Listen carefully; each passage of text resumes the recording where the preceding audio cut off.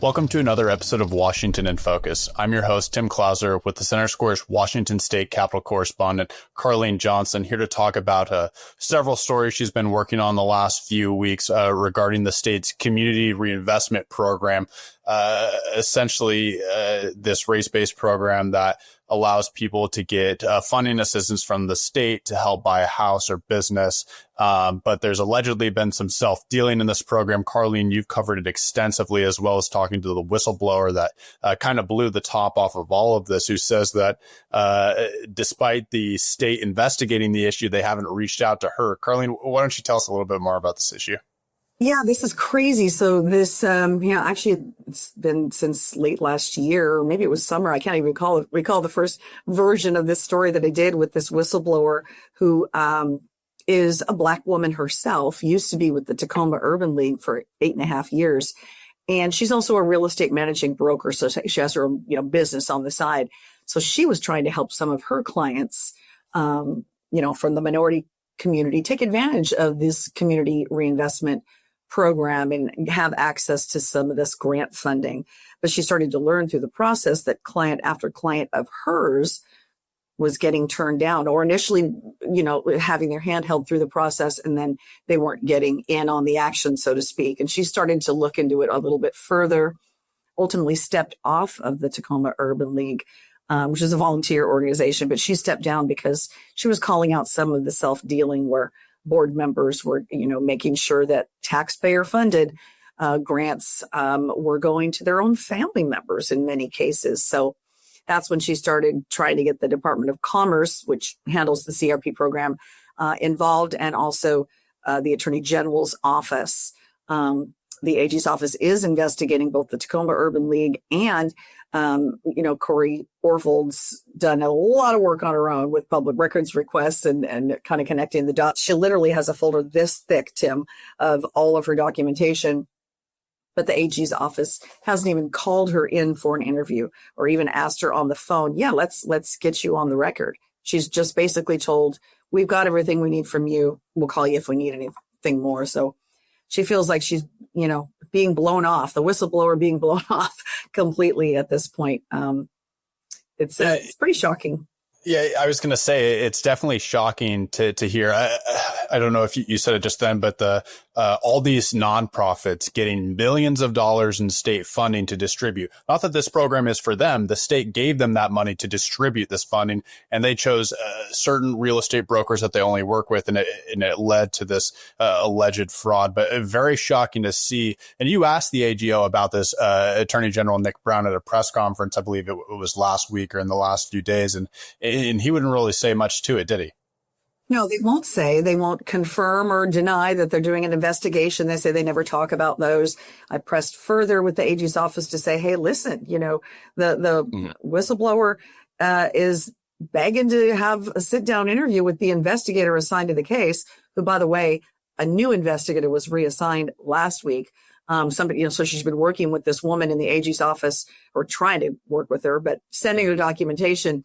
And now she's been told that her entire case has been given to a brand new investigator who told her last Friday, we don't need anything else further from you. We don't need to sit down with you. We've got everything we need. We'll be in touch if we need more. So it's dismissive and insulting. And it's really, really hard to get answers. And that's what inspired two Senate bills that got a hearing on Wednesday in the Senate Housing Committee, both brought by Republican Senator John Braun, offered Senate Bill 6502. And that basically is to say, hey, wait a minute, we're seeing some evidence of what appears to be self-dealing, potentially criminal fraud, and we need some accountability points in place. So that's what his bill would do.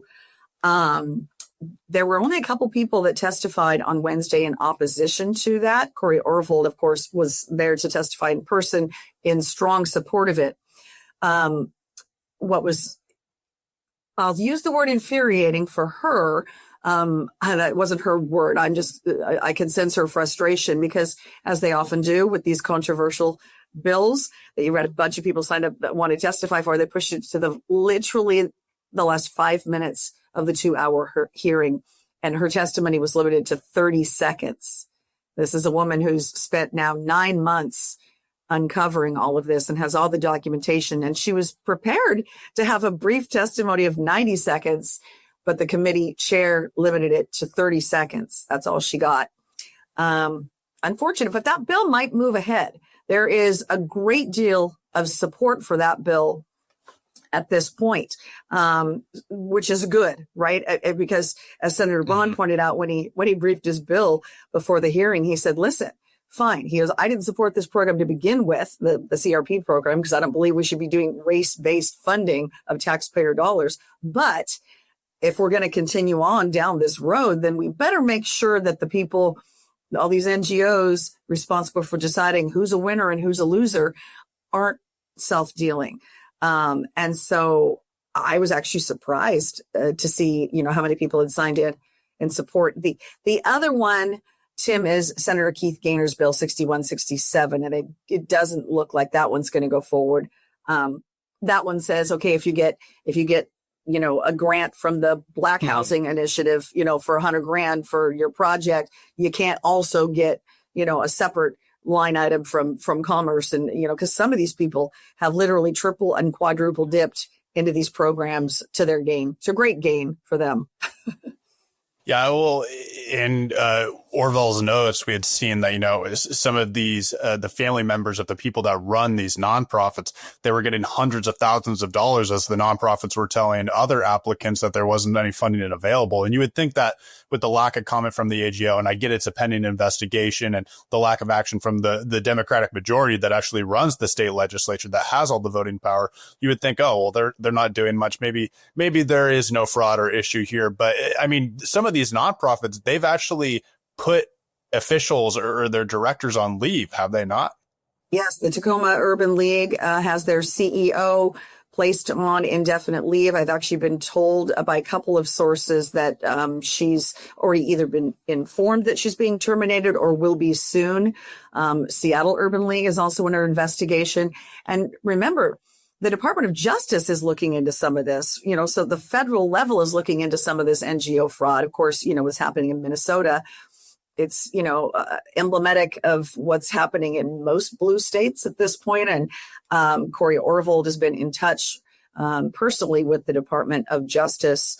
And some folks with the FBI are very interested in what she has uncovered. So I think this is just the beginning of it. And I do suspect that the Democrat majority is going to ultimately support Braun's bill 6502 to at least offer or require some transparency and reporting for these groups.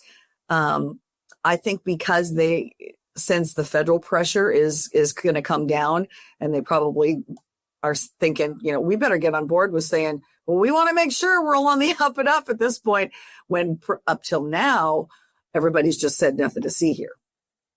Yeah, I mean, you can't have nonprofits like this handing out taxpayer dollars to their family members. I mean, if it's a credible applicant and maybe it goes through an independent process, maybe. But even then, their own bylaws and stuff say that they can't do that, right? These boards of volunteers, they're like, we're all unpaid volunteers.